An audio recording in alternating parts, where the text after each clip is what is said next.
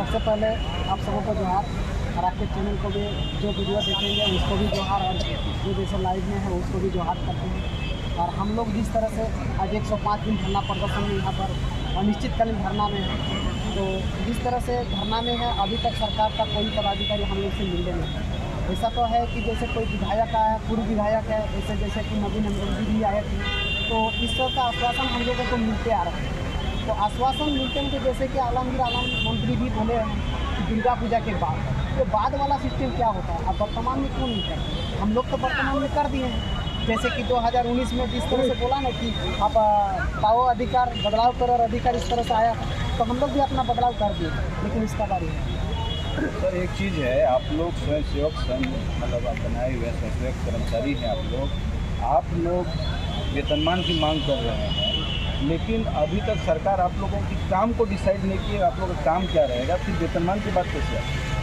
जैसे पंचायत सचिवालय संघ सेवक हम लोगों का जो पंचायत के जो भी काम आता है ना, धरातल पर आप जानते हैं जिस तरह से पहले का जो ज़माना था वो ऊपर लेवल से नीचे लेवल तक आता था, मतलब ऊपर से मतलब कोई शासन प्रशासन लोग जो योजना बनाते थे उस तरह से था। और ये जो हम लोग पंचायत सचिवालय संघ सेवक जब से हुआ है ना, तो धरातल से ऊपर जाता है, मतलब योजना डिमांड किया जाता है, पब्लिक से डिमांड किया जाता है। हम लोग जिस तरह से काम करते हैं पंचायत में ना, वो ग्राम प्रधान, वार्ड मेंबर, मुखिया और सबको जानता है कि इस पंचायत सचिवालय संघ सेवक लोग के द्वारा ही काम होता है। जैसे कि पंचायत सचिव लोग रहता है तो हम लोगों से ही करवाता है, और उन लोगों को पता है जिस तरह से पंचायत सचिवालय संघ सेवक लोग 4 लोग लिया गया ना, वो एजुकेशन और वो अभिलेख बनाते हैं, वो घोषणा करते हैं, वो बैठक करते हैं, हर काम अपना जमीनी स्तर से ग्रामीण पब्लिक को जैसे मतलब जिस तरह से फायदा मिले उस तरह से काम हम लोग को करवाते हैं। मेरा क्वेश्चन के जो काम है पंचायत पर, जैसे कि जाति आवासीय वृद्धा पेंशन, विधवा पेंशन या फिर कुछ भी जैसे पंचायत के स्तर पर जो काम होता है, जन्म प्रमाण पत्र हो या फिर आवास का काम हो, इस तरह से काम हम लोग को करवाता है।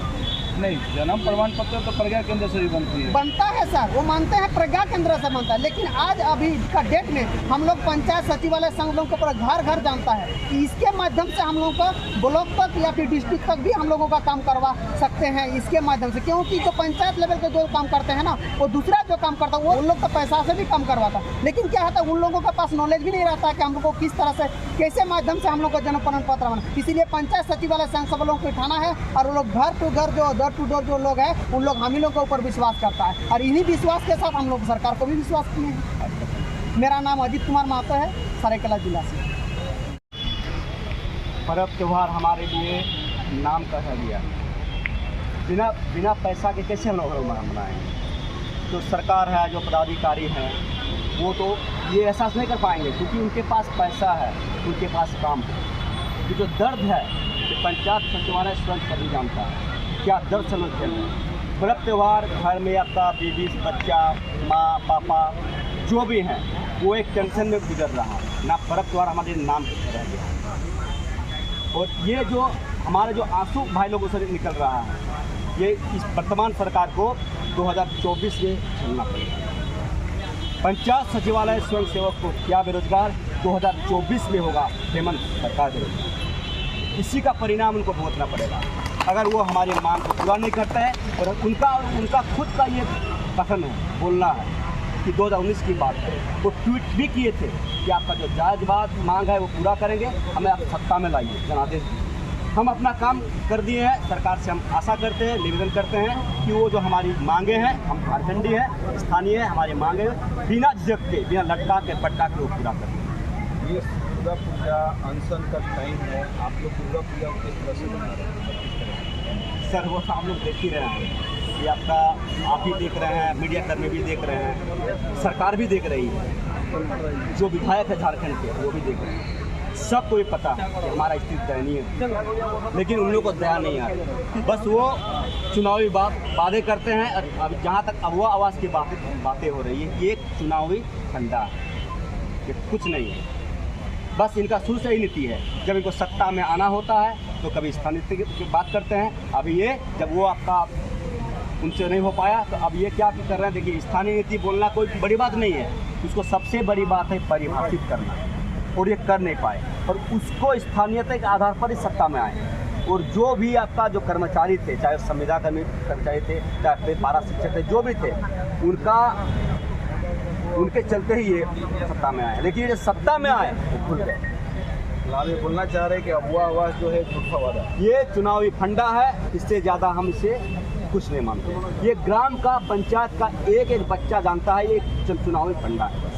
कल कैबिनेट का मीटिंग थी, मुख्यमंत्री वहाँ उपस्थित थे, बहुत सारी ऐसी बातें हुई, योजना भी लागू हुई, लेकिन क्या आपकी बात को वहाँ पर उठाया गया, कुछ पता है आप?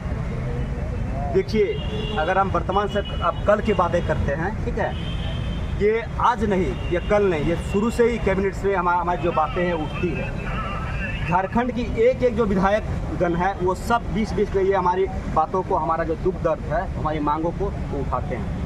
लेकिन जो हमारा जो मुखिया हैं, माननीय हेमंत सोरेन जी हैं, वो हमें अपने मांगों को क्या सुनेंगे, वो सामने तक नहीं आ रहे हैं। उनको डर है, उनको याद है कि 2019 को याद आ रहा होगा जब ट्वीट किए थे कि हम सत्ता में आएंगे तो इनको कुछ ना कुछ देना ही पड़ेगा, तो वो भाग रहे हैं। और कैबिनेट की जहाँ तक बात है, बीच बीच में हमारी बात उत्तेजित रहती है। कुछ दिन पहले अम्बा प्रसाद आपसे मिलने आई थी, उन्होंने भी आपको आश्वासन दिया कि दुर्गा पूजा के बाद आपका कुछ शुभ का संदेश मिलेगा, फिर भी आप सरकार के प्रति आक्रोशित।